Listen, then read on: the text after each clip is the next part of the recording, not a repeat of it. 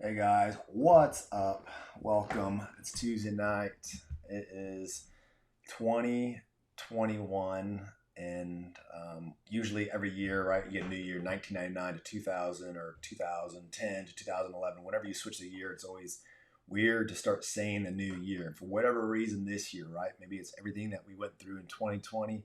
Saying 2021 just seems and so refreshing. It's so clean. It's new opportunity. And so I hope your day five, today's January 5th, I hope day five of 2021 has been unbelievable. I hope your first week is off to a great start.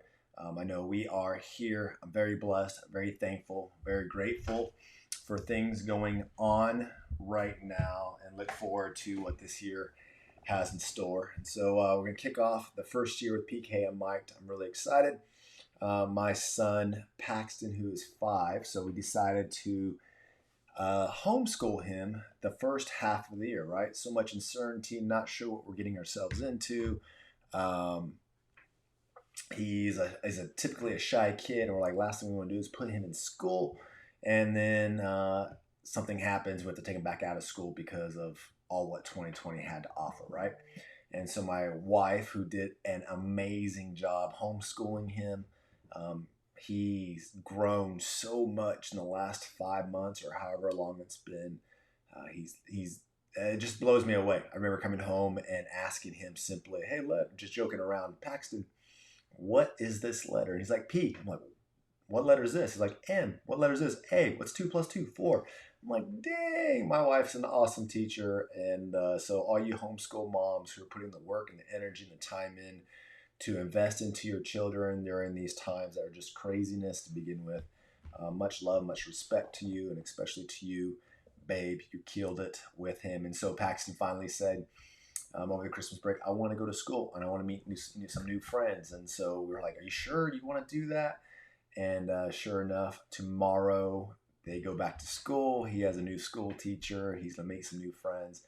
And even as I know he is going to do amazing, I feel like I did when my first son went to school, like that nervous feeling, right? The innocence going into the public school system or going to be around other kids. I don't know what he's going to hear and say. And it's constantly, instead of worrying, going back to prayer. And so uh, give all your good vibes. And if you think about it tomorrow, his name is Paxton.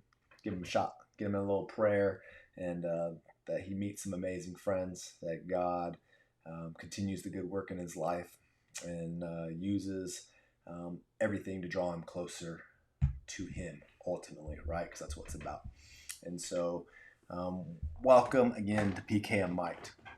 So, what I wanted to talk about tonight and get after a little bit is for you, some of you that may not know, or maybe you guys do know, I ended up being tested positive for the RONA. Early in, I think it was like late November, early December, maybe, right? And so Friday night, I started feeling a little bad. Saturday, isolated myself, had a temperature, body aches a little bit, not too bad. Just felt under the weather. I can't say I felt awful, right? I knew with everything going on, hey, let's just isolate yourself. The headaches were the worst part for me. Within a day and a half, 2 days, temperature broke. If it was any other year, this is speaking for myself because I know there's a lot of people out there right now suffering with this, with family and friends that had some hard times with it. In fact, one of my good friends I spoke with today struggled for about a week and a half. I have another good friend who lost a brother earlier this year to it. And so I was very fortunate to just have, 2 days. And then I was tired, but the headaches and all that were the worst part for me. And about 2 weeks later, great, feel fine, feel normal, back to my crazy self.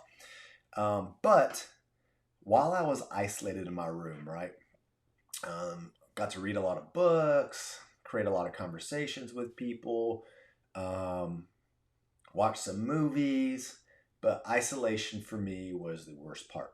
It just was. And I think we are designed as relational beings, and anytime you get isolated and taken the relationship away, I think that is part of what hell is going to feel like, because when you're isolated from the Creator and that relationship is taken away, um, I can't imagine what that might be like. I was explaining to my wife, I go, just think about this, because one of the books I'm reading is called The Case for Faith. Awesome book. If you're like deep philosophy, stuff on hard, tough questions, The Case for Faith. And so it really opened my eyes to a lot of different things. And I was thinking, when me and my wife aren't clicking, when we aren't doing well, it just seems like there's this big gap, and it sucks. Life just sucks. Everything seems harder. It's not fun, right? And I can't imagine what that looks like at a multiplied level when you're separated from God for eternity, right? So I don't know what that feels like. But while I'm isolated in this room, one of the questions I always ask myself in all situations is why? What's the purpose? What's the lesson? What's there to grow and learn from this, right? I was bored, but there was a lesson there. I didn't know what it was. And all week long, I was asking this question. I was reading different books, and I was praying, God, show me. And I spent a lot of time in the Word. And there is one book, right? It's so funny. I was like, you know what? I don't know if I've read every book in the Bible. I don't. I grew up in the church. I started getting discipled in college. I really started growing my faith and wondering what that looked like. And I said, what book have I not read? And so I opened up to the book of Joel. So if you guys aren't familiar with the Bible, it's after Hosea, a bunch of names, Daniel, it's after Psalms, after Proverbs, but it was the book of Joel. I'm like, let's see what this book is. The reason I chose the book of Joel to read through was because it was only 4 chapters. I could read through it and say I read through the book of Joel. So remember, randomly, book of Joel, because I thought I never read through it. I was asking God, what's there lessons to be taught through all this isolation going on? And here's what the book of Joel is all about, right? And I encourage you guys, if you guys have never read the Bible, jump into it. I always explain the Bible is like the ocean. You can dip your toes in and get wet and understand, man, it's cold, right? It's wet. It smells, right? Like your toes are in. You can get your ankles in and get a little more wet, experience the sand underneath your feet. You can go up to your neck and start feeling the power and the waves crashing around you. And then you can throw the snorkeling gear on and dive in, and you see the beauty of the fish and the life underneath the ocean, right? So you can go as deep as you want into the Bible. Seek with open heart and ask the right questions. Just ask questions, right? And I think you'll discover some cool truths in there that may open up your eyes to things that are going around and why things started to happen. And so I opened up to the book of Joel, and here's what the book of Joel is. Without going into every single thing and making this big old Bible study, is the book of Joel is about a city that is swarmed by locusts and complete destruction takes over their land. So I don't know what you guys have ever studied locusts or what they do. I'm going to post a picture right here. So this is a picture of a man standing in a swarm of locusts. And this locust, as Joel's writing this, is something this land has never seen. They've never seen destruction like this. They've never seen death like this. They never experienced the pandemic, right? I'm going to think of the right word for swarm right here. It's not pandemic. It is plague. They never experienced a plague like this. And so let me read to you what this is like. Desert locust swarm can be 460 square miles in size and pack between 40 and 80 million locusts into less than a half a square mile. Each locust can eat its weight in plants each day, so a swarm of such size would eat 423 million pounds of plants every day. This happens today in the world. To put that into context, the swarm the size of Paris can eat the same amount of food in one day as half the population of France. This is happening, right? Swarms of locusts happen around the world, in Africa and things of that nature. And this is happening in the book of Joel. In this country, the crops are being destroyed. Animals are dying because there's no food. Can you imagine going into your house and swarm of locusts all around you? This constant pain and suffering and disgust. This constant of unknown. Why is this happening? This constant just bugs on your walls, bugs in your clothes. You can't go anywhere because this plague of locusts has taken over your land. Disgusting, right? So 2020, I don't care what you compare this to, but 2020, I would say, was just like that. Here's this thing that comes into our land and it's causing all this sickness and death, and it's causing everybody in the planet to isolate and change course and fights and arguments and all this thing. And all you know is because of this one issue, there's chaos everywhere, like the swarm of locusts. Chaos everywhere in this country, on the walls. Everywhere you turn, there's a locust. Everywhere you turn, there's the RONA. You turn on the TV, there's a locust covering the TV. There's the RONA being talked about all different ways. You get on social media, there's the locust, right? The RONA, all over the place. Creating chaos, creating confusion, making people ask why. What's going on? This is the worst year ever. So those are the questions that I was asking when I was isolated in my bedroom, thinking, what is the purpose, God? What is going through? What's the lesson for me to learn in all this? Here's what I wrote down after reading through the book of Joel. And I don't think these are things that you haven't heard of anywhere else. And I love when you listen to motivational speakers and they have, these are my 10 points. And then you go back and you read the Bible and the 10 points are strictly from Scripture. A Bible, a book that's been written by so many different people through different cultures, different times, different time periods, different countries, and it all adds up, and there's not one valuable thing in here. Okay? So here's my takeaways from Joel. Of these locusts swarming the land, creating chaos. Things are going to happen that you can't control. You just can't. We don't know why. There's some answers we're never going to figure out. We don't know why RONA happened in 2020 and caused the chaos it did, right? There's theories, there's philosophies, you can sit and read it all day long and get angry all you want. But the truth is you couldn't control what happened in 2020. You couldn't. You control your actions, you control your attitude, you control the way you think about things, you go about things, but you can't control what it did. 2020 happened. Number one, things will happen you can't control. Number two, you can either look at it and fight and be mad at everyone and cause angry, or you can learn from it. You can find the blessings in the thing, in the bad situations that you can learn from. And then you can teach about it. Because something's going to happen in my kids' lives outside of RONA that they're going to have to learn and grow from it.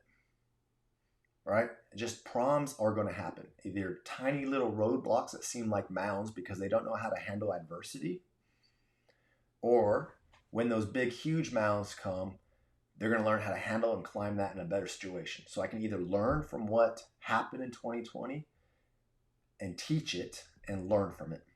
So number one, things are going to happen you can't control. Number two, make the decision to learn from it. Understand why it's happening. Number three, and this is a big one because I don't think a lot of people do this. I know I didn't until my attention was brought to it, was when problems happen, what Joel called the people to do is not fight, not argue, not go put their policies in different places and push agendas into people's face. He said, fast, humble yourself, ask the Lord, and give him your heart. I think all of us have lessons we could have learned from 2020.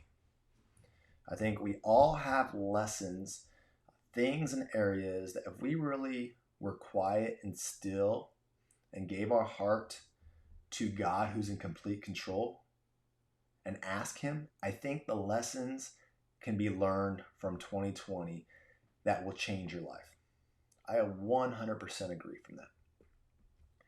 So what lessons is there from last year that you can learn from, that you can be grateful for, that you can take into 2021, that you can take on through the rest of your life, that you can teach to your kids so when adversity hits them later on in life, that now they have something to learn from and grow from? Only refuge that you'll ever have is in the Lord. Again, Joel says, look, all these locusts, we don't know what's going on. We don't know what's going on.